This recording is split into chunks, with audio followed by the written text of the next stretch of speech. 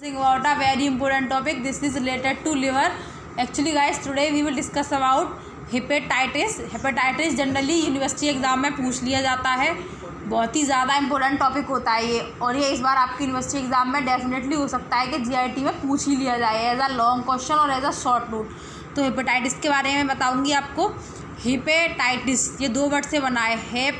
हेपेट plus itis, यानी hepat means liver, itis means inflammation. Inflammation of liver is known as the hepatitis. तो inflammation of liver मतलब liver generally normal condition में जैसा होता है वैसा ना रहे, उसमें इन्फ्लामेशन हो जाए तो हम उसको हेपेटाइटिस बोलेंगे. हेपेटाइटिस काफ़ी सारे कारणों की वजह से हो सकता है, जैसे कि जेनेटिक कारणों की वजह से. अगर आपको कोई जेनेटिक डिजीज़ है तो हेपेटाइटिस हो सकता है. दूसरा मेडिकेशन, अगर आप कोई ऐसा ड्रग ले रहे हैं जो आपके लिवर को इफेक्ट कर रहा है, अगर बहुत ज़्यादा लंबे समय से आप ड्रग का यूज़ कर रहे हैं तो ऐसा ड्रग आपको हेपेटाइटिस कॉज कर सकता है. एल्कोहल, अगर आप लंबे समय से एल्कोहल कंजप्शन यूज़ कर रहे हैं, बहुत सारे ऐसे लोग होते हैं जो एल्कोहल का कंजप्शन करते हैं बहुत लंबे लंबे टाइम तक, शराबी, तो उनको ये हेपेटाइटिस जनरली देखने को मिल ही जाता है. इसके अलावा इसका एक और बहुत कॉमन कॉज है हेपेटाइटिस वायरस. तो हेपेटाइटिस वायरस कई होते हैं, hepatitis A virus, B, C, D, E. तो इनमें से अगर किसी वायरस का इन्फेक्शन है तो हेपेटाइटिस हो सकता है. तो फर्स्टली हम पढ़ेंगे हेपेटाइटिस के जो वायरस हो सकते हैं उसके बेसिस पे हेपेटाइटिस कितने तरह का होता है, और दूसरा जो हेपेटाइटिस होता है वो एक्यूट और क्रोनिक के टाइप में पढ़ेंगे, उसे कैसे हम डिस्टिंग्विश करेंगे. तो हेपेटाइटिस ए. हेपेटाइटिस ए जो वायरस होता है वो हेपेटाइटिस ए जो होती है वो हेपेटाइटिस ए वायरस से होती है. ये कंटामिनेटेड फूड और वाटर से फैलता है मेनली. अगर किसी ने कंटामिनेटेड फूड और वाटर का यूज़ किया है तो, या एनल ओरल सेक्स से फैलेगा. वैक्सीनेशन इसके लिए अभी अवेलेबल है. अब hepatitis B.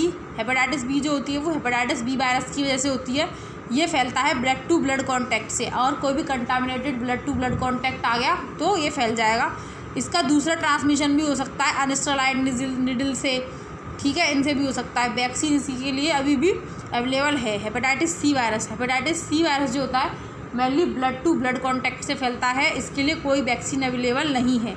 Hepatitis D virus जो होता है वो हेपेटाइटिस डी को फैलाता है. ये उस पर्सन में होता है जो पहले से ही हेपेटाइटिस वायरस से संक्रमित हो, यानी जिसको पहले से ही हेपेटाइटिस ए बी का इन्फेक्शन हो. हेपेटाइटिस ई जो होती है वो होती है ड्रिंकिंग वाटर, जो कि कंटामिनेशन है, ठीक है. Infection is also possible through anal oral sex. अब हम ये पढ़ेंगे कि जनरली इसको शॉर्ट ट्रिक में मैं आपको बताऊंगी कि हेपेटाइटिस ए को आप कैसे याद कर सकते हैं, हेपेटाइटिस ए कैसे फैलता है. सबसे पहले क्या ज़रूरत होती है इंसान को, खाने पानी की. तो हेपेटाइटिस ए फैलेगा पानी और खाने से. हेपेटाइटिस दूसरे नंबर पे वो पानी क्या बनाएगा, ब्लड. तो ब्लड से फैलेगा हेपेटाइटिस बी. जैसा बी होगा वैसा ही सी होगा. हेपेटाइटिस बी भी ब्लड से फैलेगा, हेपेटाइटिस सी भी ब्लड से फैलेगा. हेपेटाइटिस डी जो होगा वो हेपेटाइटिस डी वायरस से फैलेगा. अब मैं आपको बताऊंगी एक्यूट हेपेटाइटिस. एक्यूट हेपेटाइटिस और क्रोनिक हेपेटाइटिस में क्या फ़र्क होता है. मैं आपको बताऊंगी एक्यूट और क्रोनिक हेपेटाइटिस के बारे में. तो एक्यूट हेपेटाइटिस क्या होती है और कैसे फैलती है. एक्यूट का मतलब होता है हम किसी भी बीमारी में एक्यूट शब्द का यूज़ करेंगे. इसका मतलब है कि कोई भी बीमारी वो बहुत लंबे समय से नहीं है, अभी उसकी ऑनसेट है. तो एक्यूट इन्फेक्शन ऑफ लिवर या acute inflammation of liver indicates acute hepatitis. और जनरली इसमें क्या होता है कि जो लिवर होता है उसकी रिकवरी 4 से 6 वीक के दौरान हो जाएगी. अब हम बात करेंगे कैसे कैसे फैलता है. तो इसमें hepatitis A virus, B, C, D, E virus, और ये मेनली फीकल ओरल रूट से फैलता है. हेपेटाइटिस कैन ऑल्सो भी ड्यू टू टॉक्सिन, जैसे कि एल्कोहल का अगर कोई यूज़ कर रहा है.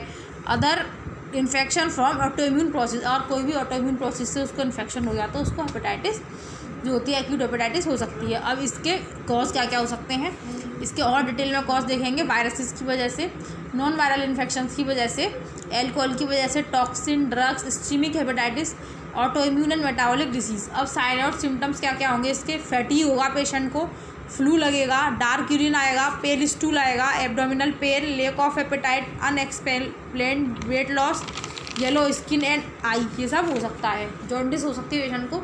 अब हम पढ़ेंगे क्रोनिक हेपेटाइटिस. तो क्रोनिक हेपेटाइटिस जो होता है वो इन्फ्लामेशन ऑफ लिवर दैट तेरी लाश निकलेगी. अब मैं बात करूँगी क्रोनिक हेपेटाइटिस के बारे में. हम कहीं पे भी क्रोनिक वर्ड का यूज़ करते थे. क्रोनिक वर्ड का मतलब होता है कि काफ़ी लंबे टाइम से, मतलब अगर लिवर का जो इन्फ्लामेशन है वो काफ़ी लंबे टाइम से है तो उस कंडीशन में पेशेंट को क्रोनिक हेपेटाइटिस होगी. तो अब हम देखते हैं इसको कैसे याद करेंगे.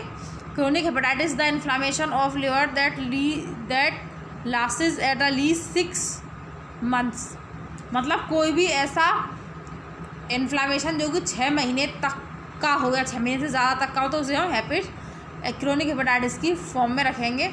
कॉमन कॉज इसका हो सकता है वायरसेस, बी और सी वायरस। अब क्रोनिक हेपेटाइटिस के कॉज डिटेल में, जैसे इसके कॉज ऑलमोस्ट सेम है, वायरल इन्फेक्शन, एल्कोहल का consumption, drugs, autoimmune disease, heredity. अब इसके सिम्टम क्या होंगे? Flu like symptom, jaundice, weight loss, abdominal swelling, muscle weakness, dark urine, easy bruisability and spontaneous bleeding, confusion में अगर coma, अगर confusion जा रहा तो पेशेंट को कोमा हो जाएगा। तो ये थे आपके हेपेटाइटिस के बारे में, एक्यूट और क्रोनिक हेपेटाइटिस के बारे में।